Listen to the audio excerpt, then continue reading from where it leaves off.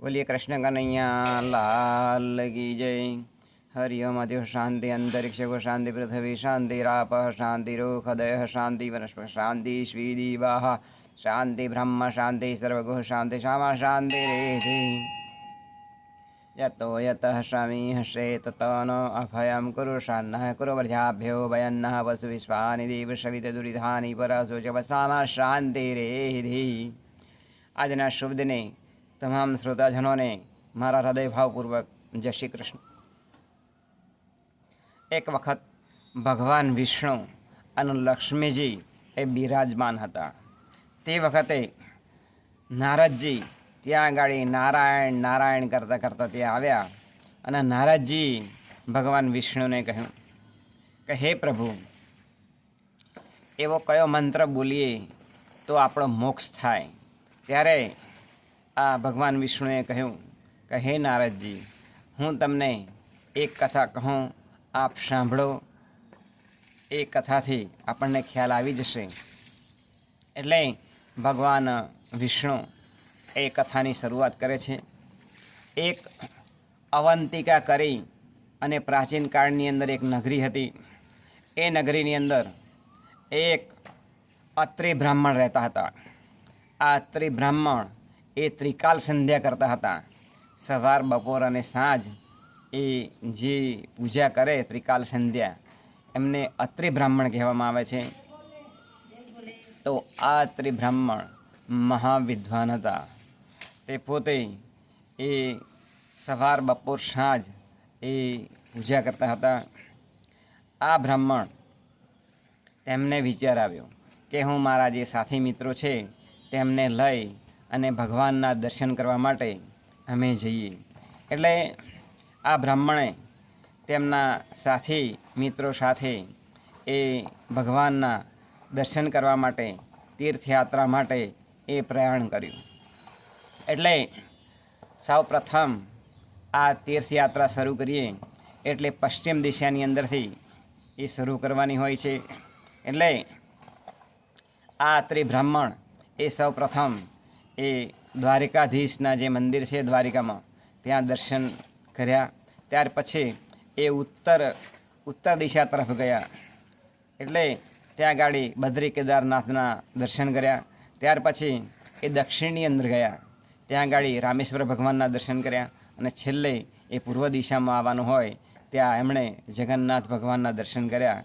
ત્યાર પછી એમની યાત્રા એ જે એમણે પૂરી કરી તેવા સમયે એ પોતે એ યાત્રા કરી અને પોતે જતા હતા તેવા સમયે એક નગરની અંદર તેમને રહેવાનો સમય આવ્યો।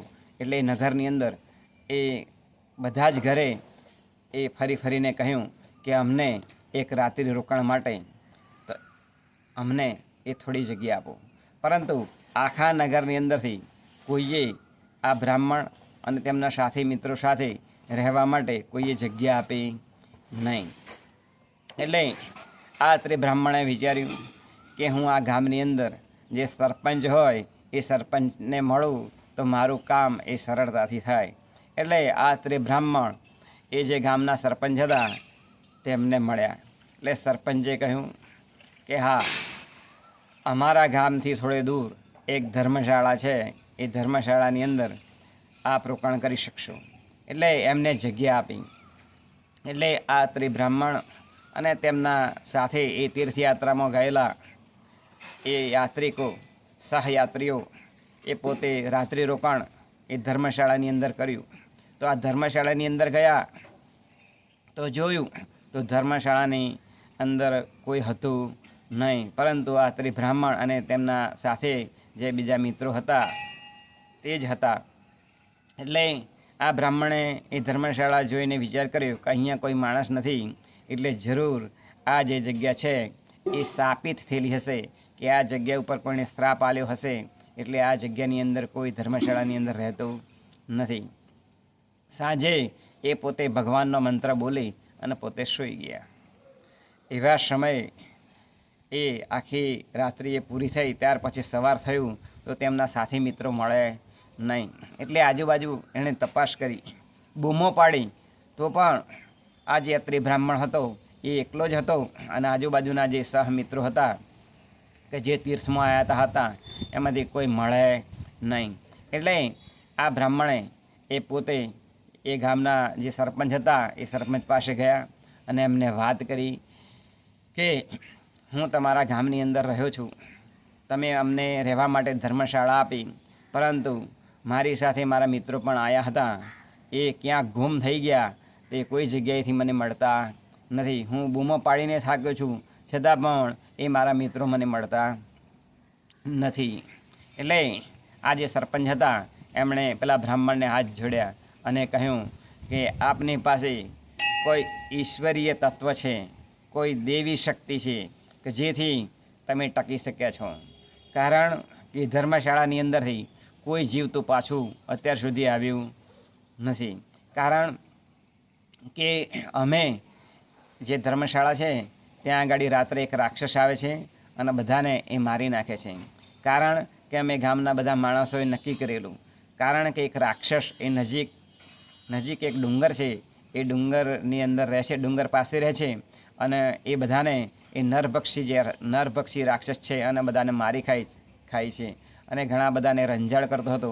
એટલે અમે બધા ભેગા થઈ મીટિંગ કરી અને નક્કી કરેલું કે એક માણસને દરરોજ દરેકના ઘરેથી એક માણસને એ ધર્મશાળાની અંદર જવું કે જેથી એ નરભક્ષી રાક્ષસ એ બધાને પરેશાન કરે નહીં, બધાને રંજાડ કરે નહીં, આમ એ કહ્યું હતું.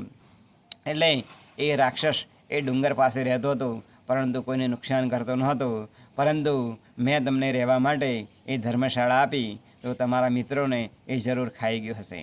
ત્યાર પછી આ જે સરપંચ હતા એમણે એ જે અત્રિ બ્રાહ્મણ હતા એમને કહ્યું કે આપણી પાસે ઐશ્વર્ય શક્તિ છે, આપણી પાસે જ્ઞાન છે, માટે આપણે ટકી શક્યા છો. માટે હવે તમે મારા ઘરે રાત્રિ રોકાણ કરો, હું કાયમ માટે તમારી સેવા કરીશ, ભોજન પણ અમે આપીશું અને તમારી તમામ વ્યવસ્થા અમે કરીશું. એટલે અત્રિ બ્રાહ્મણ એ પેલા જે સરપંચ હતા એમના ઘેર રહેતા હતા. પરંતુ એક રાતે એવું બન્યું કે જે સરપંચનો બાળક હતો એ પેલો જે રાક્ષસ હતો એ લઈ ગયો અને પોતે રાક્ષસ એ સરપંચના બાળકને ખાઈ ગયું.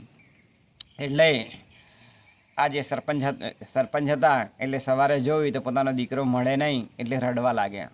અને પછી આ બધી તમામ હકીકત એ પેલા અત્રિ બ્રાહ્મણને વાત કરી કે આવી રીતે મારા દીકરાને એ રાક્ષસ લઈ ગયો હશે અને એ રાક્ષસ એણે એ મારા દીકરાનું ભક્ષણ કર્યું હશે. ત્યાર પછી એ જે અત્રિ બ્રાહ્મણ હતા એમણે કહ્યું સરપંચને કે ચાલો આપણે એ રાક્ષસ પાસે જઈએ. એટલે આ સરપંચ અને જે પેલા અત્રિ બ્રાહ્મણ હતા એ બંને ત્યાં પેલો જે ડુંગર હતો એની બાજુમાં જો રાક્ષસ રહેતો હતો ત્યાં ગયા અને રાક્ષસને વાત કરી. કોણે? પેલા જે સરપંચ સાહેબ હતા ને એમણે કે અમારો દીકરો તમે લઈ ગયા છો તે મને પાછો આપો. ત્યારે આ રાક્ષસે કહ્યું કે તમારા દીકરાનું મેં ભક્ષણ કર્યું છે, તે મારા પેટની અંદર છે, હું હવે તમને આપી શકું તેમ નથી. પરંતુ કોઈ અત્રિ બ્રાહ્મણ હોય અને જો આ ડુંગર પાસે આવી અને યજ્ઞ કરે અને એની અંજલિ મારા ઉપર છોટે તો મારો મોક્ષ થાય અને તમારો જે બાળક છે એ તમને પાછો મળે, આમ કહ્યું. એટલે આ બધી હકીકત પેલો અત્રિ બ્રાહ્મણ પણ સાંભળતો હતો. એટલે અત્રિ બ્રાહ્મણે કહ્યું કે હું અત્રિ બ્રાહ્મણ છું, રાક્ષસને કહ્યું, અને હું યજ્ઞ કરું.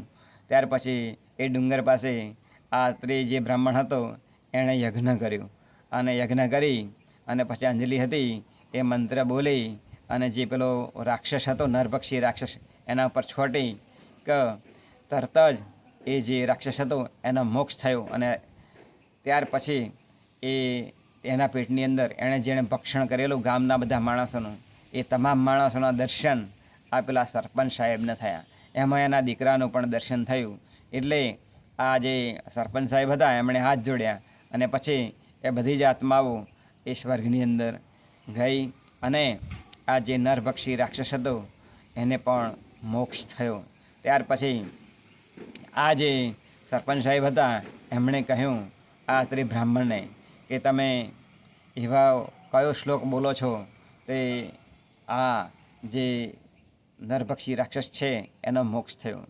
ત્યારે આ જે અત્રિ બ્રાહ્મણ હતો એમણે આ સરપંચ સાહેબને કહ્યું કે અચ્યુતમ કેશવમ કૃષ્ણ દામોદરમ, આ જે મંત્ર છે એ જો બોલવામાં આવે સૂતી વખતે રોજ તો ખરેખર આપણને કોઈની કાળની પણ બીક લાગે નહીં, યમદેવની પણ બીક લાગે નહીં. આમ એ જ્યારે કહ્યું ત્યારે જે પેલા સરપંચ હતા એ ખૂબ ખુશ થયા અને એ પણ આ મંત્રનો ઉચ્ચાર એ દરરોજ એ કરવા લાગ્યા. આમ આ મંત્રનો ઉચ્ચાર કરવાથી જેમ પેલા નરભક્ષી રાક્ષસનો મોક્ષ થયો તેમ આપણો પણ મોક્ષ થાય અને કોઈ પણ જાતનો એ ડર લાગતો નથી. એ જ આજના શુભ દિને પ્રાર્થના બોલી. કૃષ્ણ કનૈયા લાલ કી જય.